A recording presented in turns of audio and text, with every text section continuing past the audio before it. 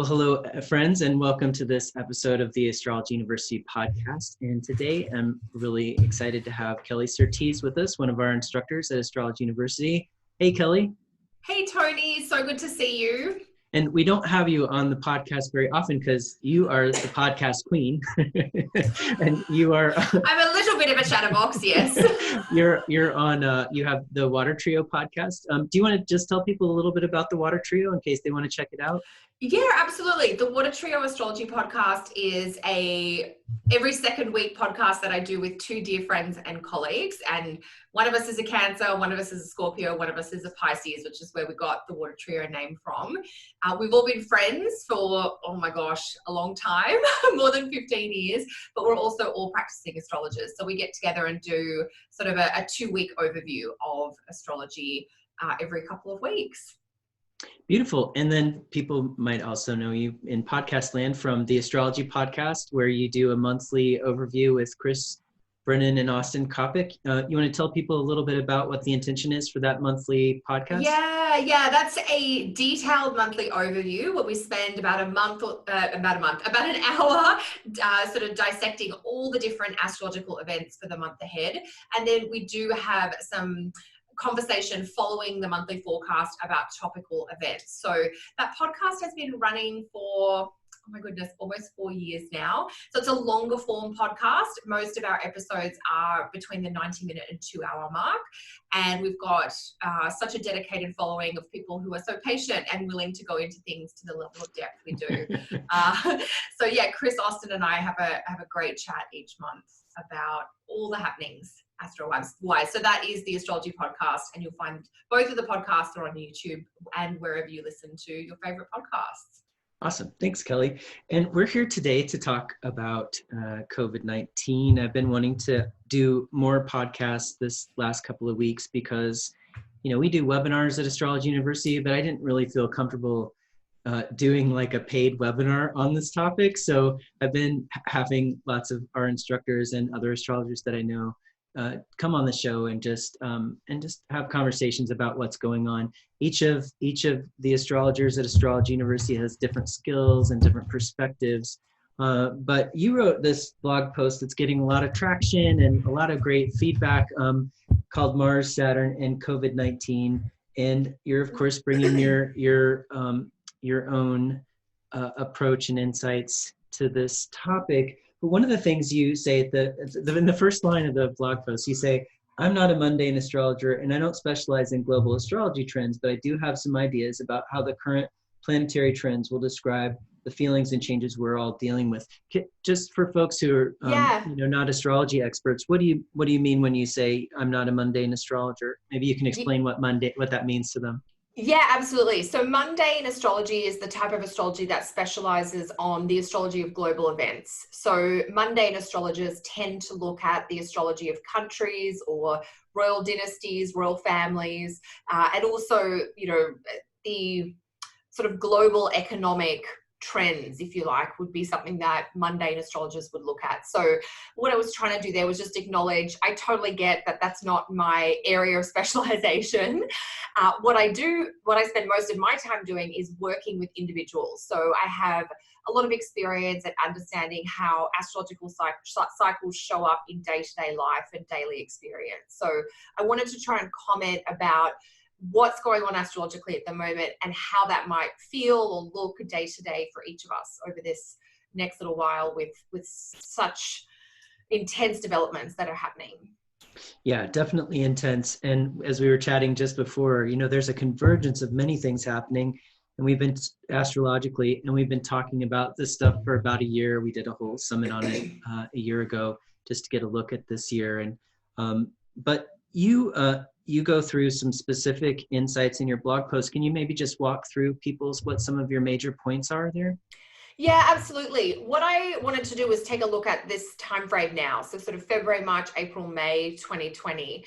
And I was just looking at one specific cycle, which I know there's so many different cycles that do need to be taken into consideration. But there was one that really caught my eye.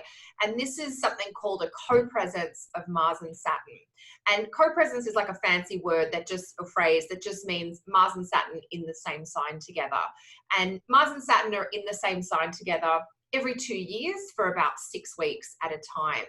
But one thing that's a little unusual about this first part of 2020 is that Mars and Saturn actually have 2 of their co-presences back to back. So instead of a 6-week period of Mars and Saturn together every 2 years, we're getting this weird 12-week Mars-Saturn period.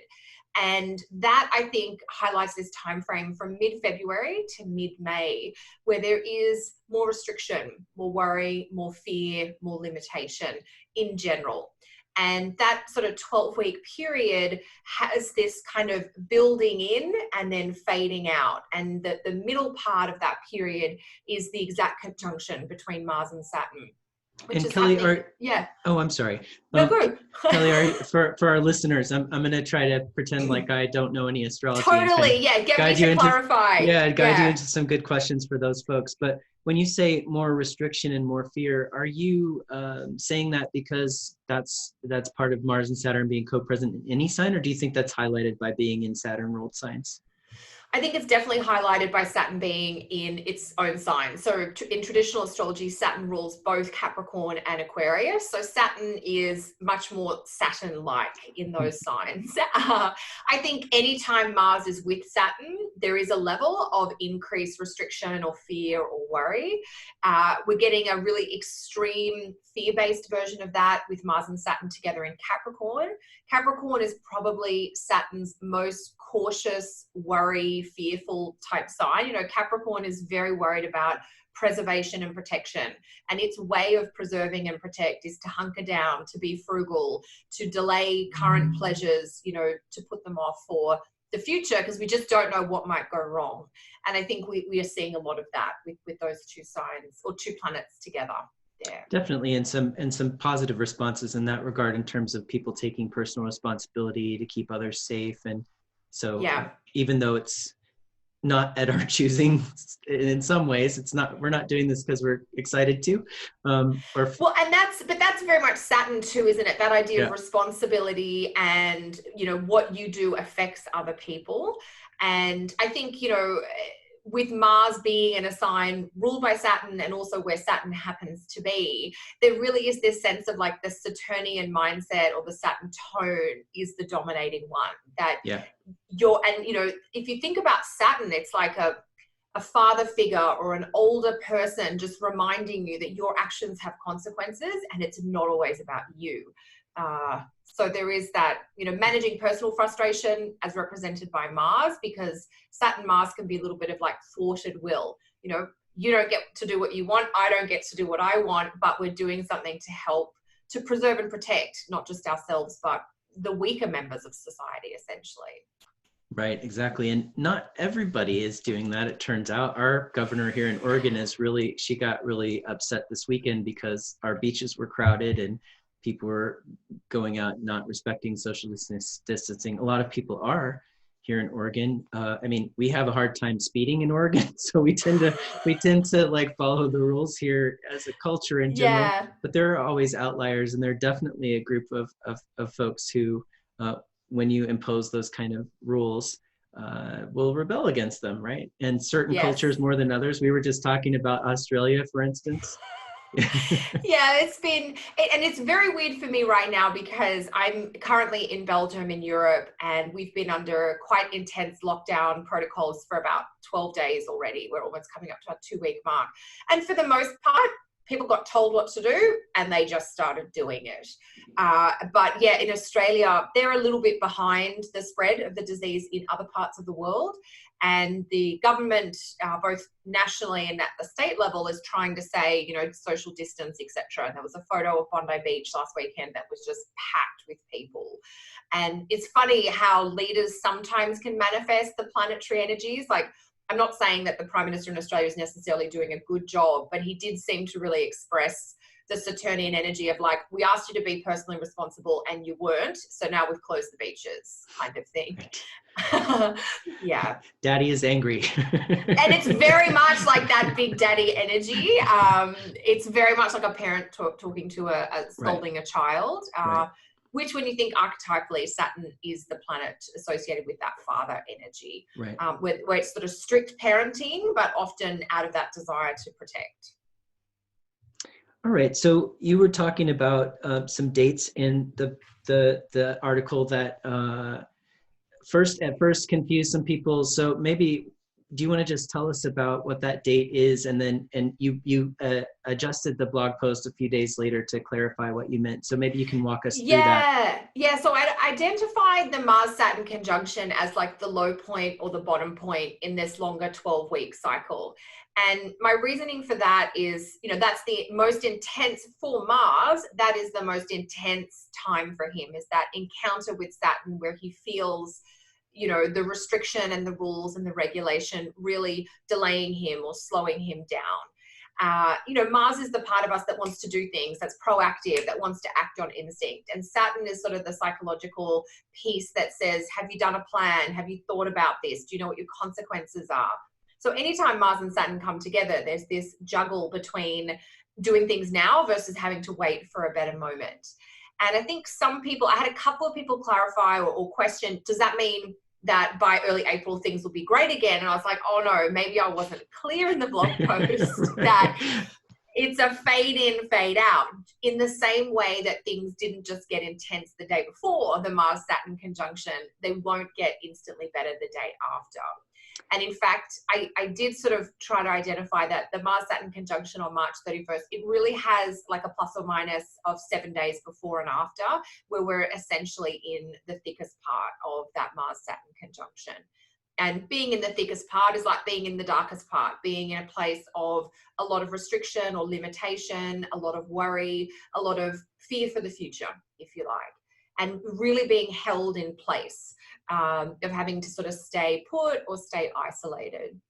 So and then I think that have clarifies, that, and then you were explaining that in the context of a 12-week cycle as well. Can you break that down for folks? Yeah, so the 12-week cycle starts mid-February and runs until mid-May. So as soon as Mars moved into Capricorn, where Saturn was, we started to see some of the tightening and some of that increase. Oh, this virus is, it's going around the world. It's not just connected to China or certain parts in Asia.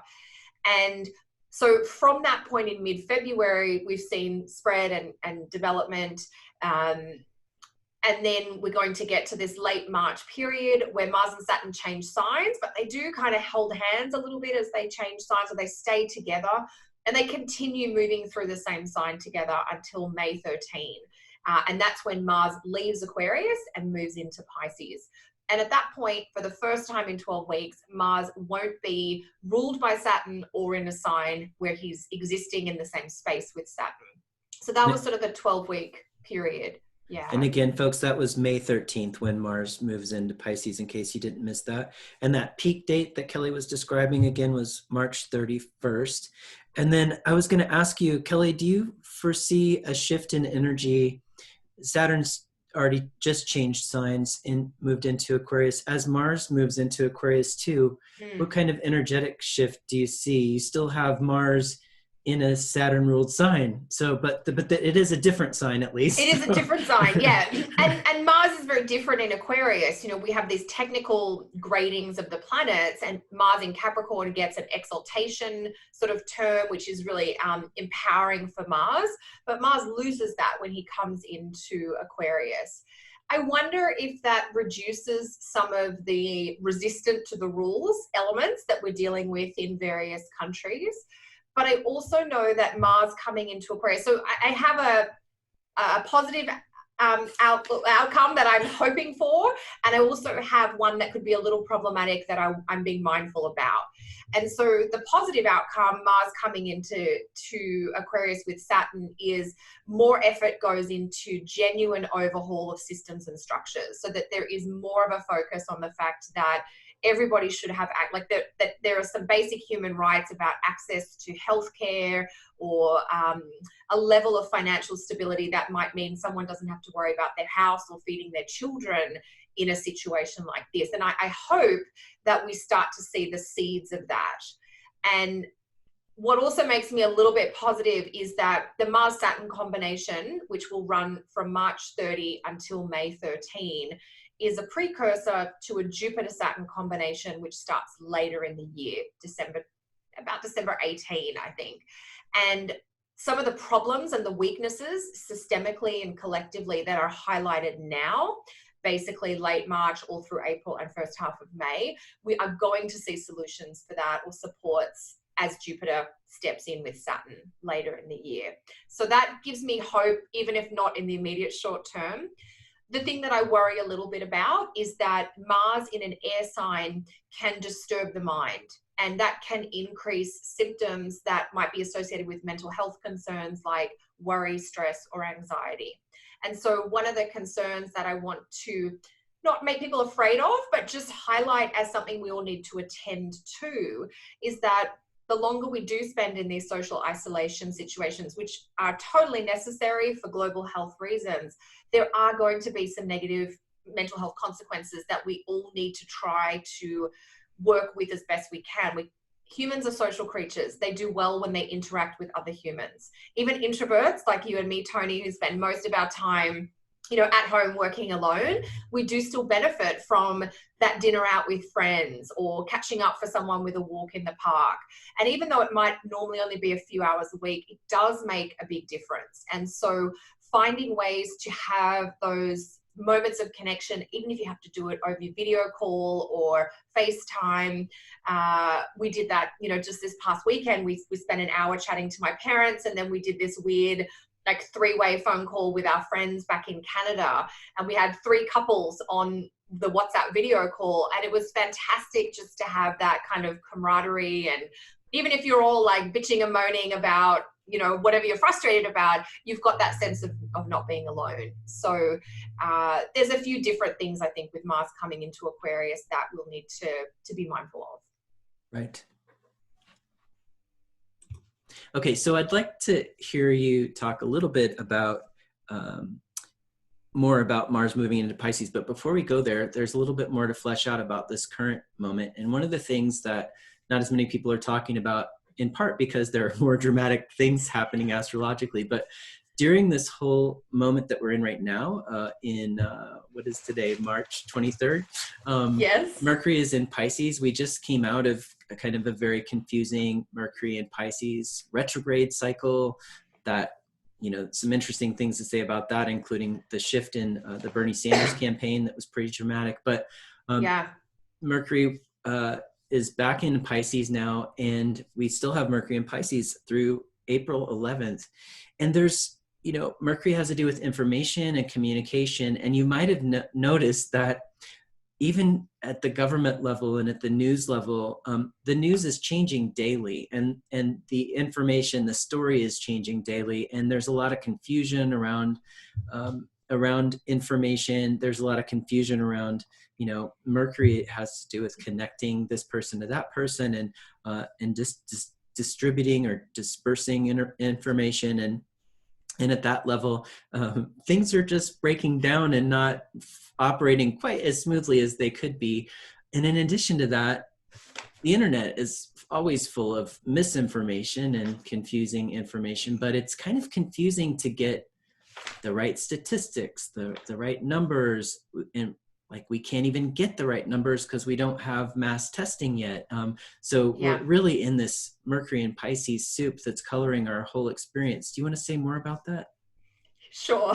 There's so much to say, because I think you're right. This is a completely under discussed, or it's sort of being neglected, but not because people don't know it's important, but just because there are, larger, more dramatic things going on.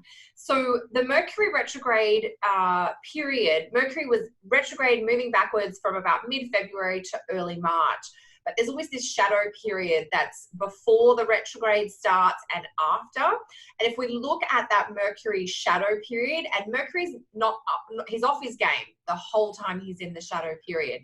That basically started about the 2nd of February, and it continues till about the 30th, 31st of March. So I secretly suspect, and now it won't be so secret because we're talking about it publicly, but I don't think there's been clear information coming out that entire time. And I agree completely. Mercury has some technical challenges in the sign of Pisces, very good for poetry and creativity and music, but not great for science and data and clear factual information. We're seeing this, I think, in almost every country. Well, I shouldn't say every country. The 3 countries that I watch a lot, Canada, Australia, and the US, the government, someone in a leadership position gets up and says something, and the next day it's like a 180 turn, or no, that's not happening, something different is happening. So there is very unclear and confusing messaging coming out. While Mercury will leave its shadow at the end of March, Mercury unfortunately meets Neptune around the 3rd of April, which is not going to bring clear information. In fact, it's going to make it a very confusing 24-hour period and potentially the news cycle then. So yes, I think Mercury... Do you want to say that date again for people? Just April 3rd. Okay. It'll be April 3rd and probably April 4th if you're in Australia. So that 3rd, 4th period. Mercury on Neptune. I mean, honestly, take a tech break over that 24-hour period. Just get off the internet, watch a movie, read a book, have a bath. If you're in a position where you're allowed to go outside, do that. But there will not be clear information coming out then. And we do need to really wait until Mercury dries out when it enters the fire sign of Aries on April 11. And that is going to be when we start to get clear, succinct, direct facts. On the same day that Mercury moves into Aries, it will make a sextile to Saturn in Aquarius, and that is going to be very concrete and very clarifying.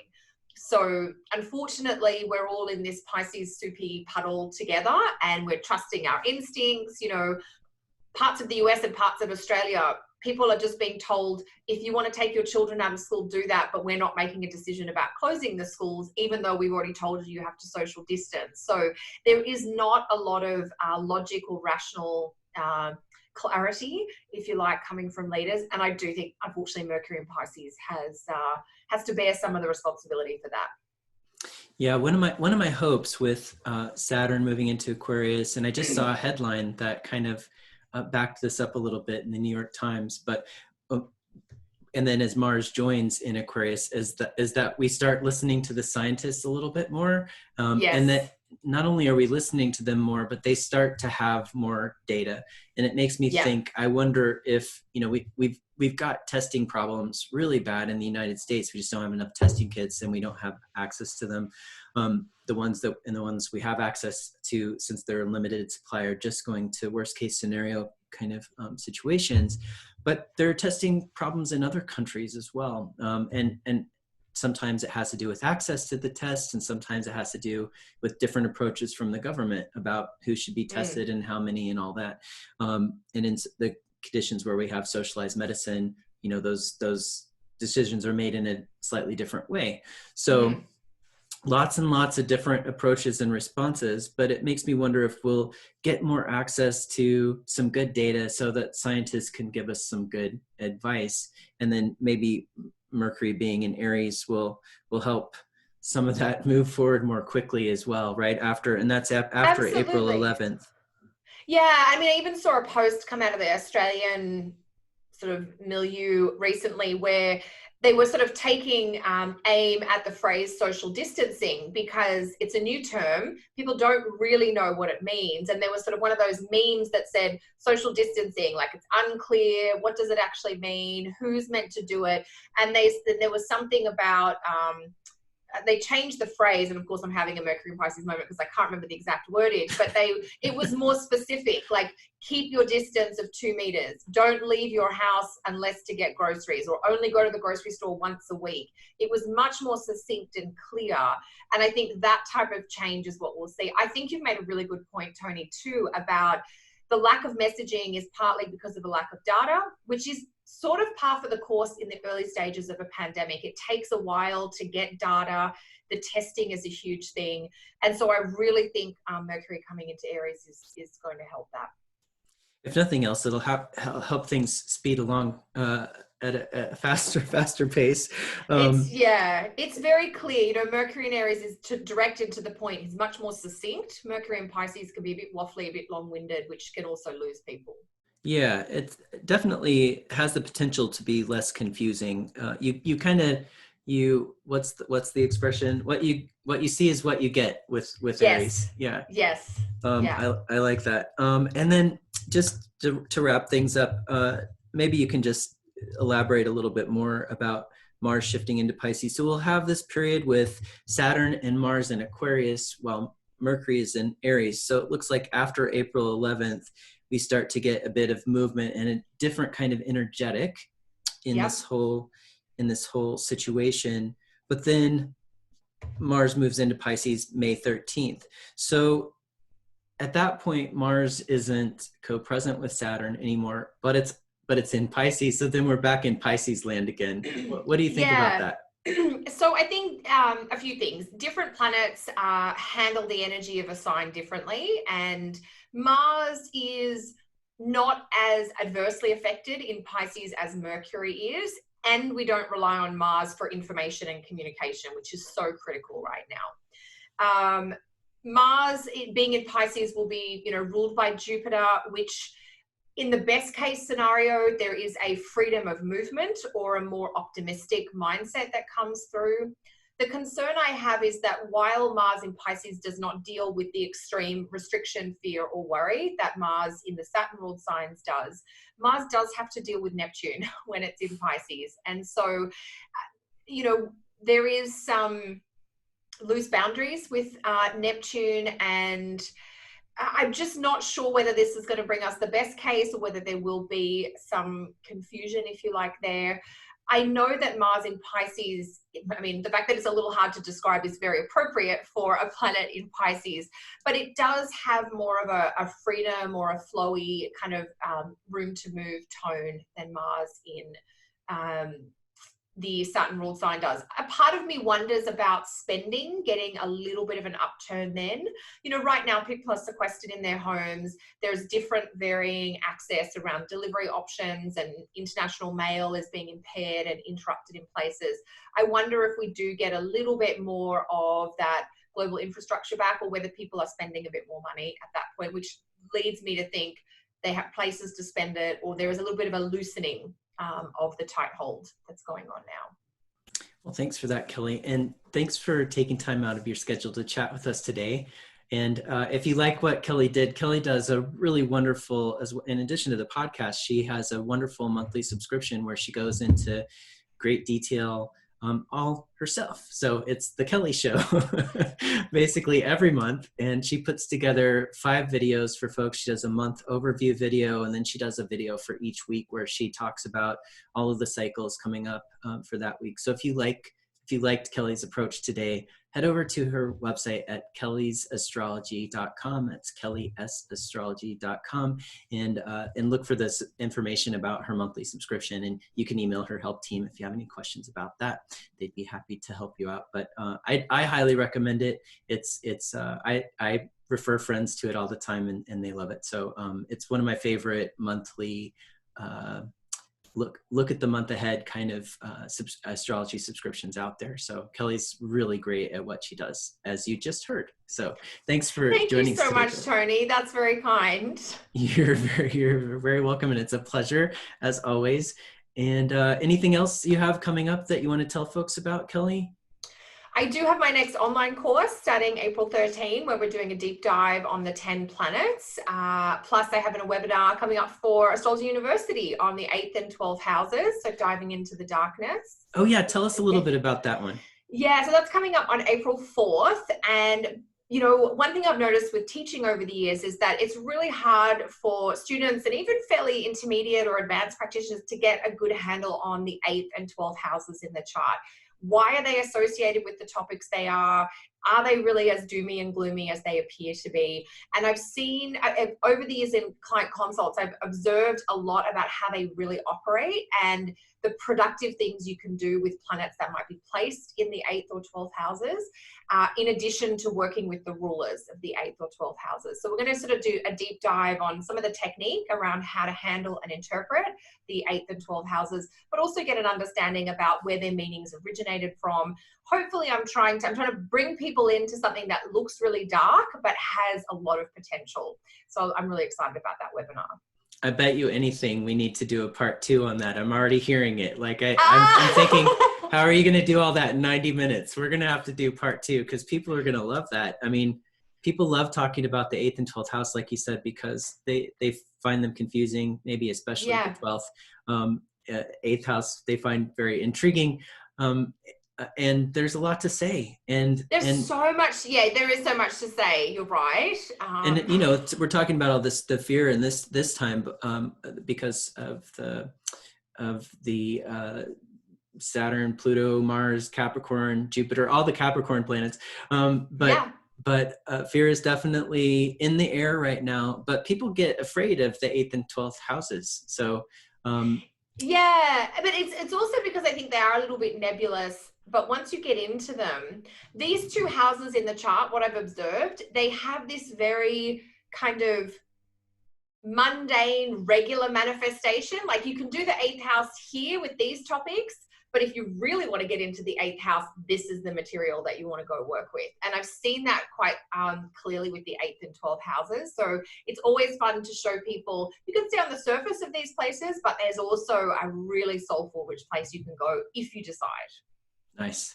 That sounds great. I can't wait. Can you tell us those dates again? Because I don't have them. Yes, absolutely. No, totally.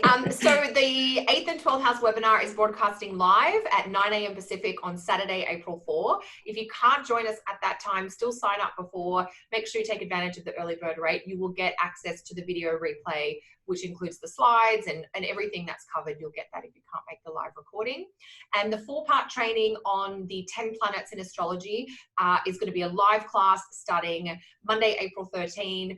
It is it's about 11 a.m. Pacific is the live broadcast class. And we have reading, we have online resources, there's discussion forum, homework exercises. So it's a really comprehensive training. So you'll be joining a group of individuals and going through that training with the live classes each Monday for 4 weeks starting April 13th.